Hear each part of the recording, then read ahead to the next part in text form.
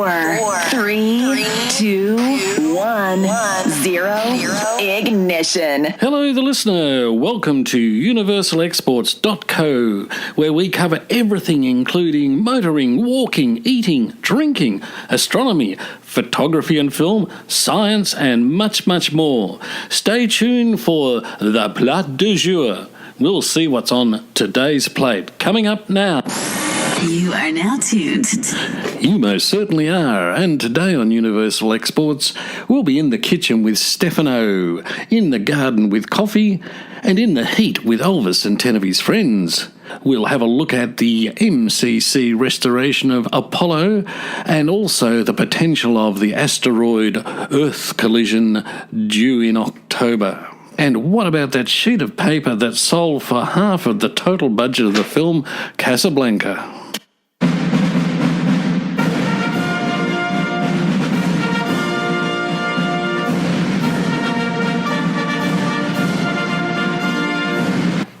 An Italian movie poster of the 1940 movie Casablanca, starring Humphrey Bogart and Ingrid Bergman, sold recently for $478,000 to become the second most valuable movie poster ever sold at auction, which is incredible because the total movie budget, when it was made of course, for the film Casablanca was just on $1.5 million. This poster, measuring 1.5 to 2 metres, was an Italian poster that was not produced until the film was released in Italian in 1946, and it's the last known copy of this version. The poster artwork was produced by Luigi Martin. The most valuable movie poster in history is one of just 4 surviving from the epic 1927 silent movie classic Metropolis. This poster sold for $697,000 in 2005. Wow, that's just fantastic.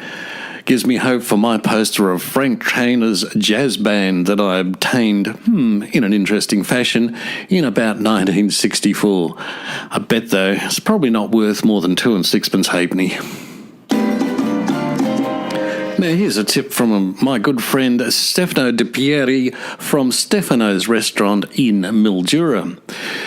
When people make their garlic flavoured oil to go with their wonderful spag bowl, Stefano tells me what they do wrong generally is put on the fry pan, put on the oil, heat up the oil, throw in the garlic and their spices, gets too hot and it burns the garlic and the spices and makes it taste terribly bitter and not ideal.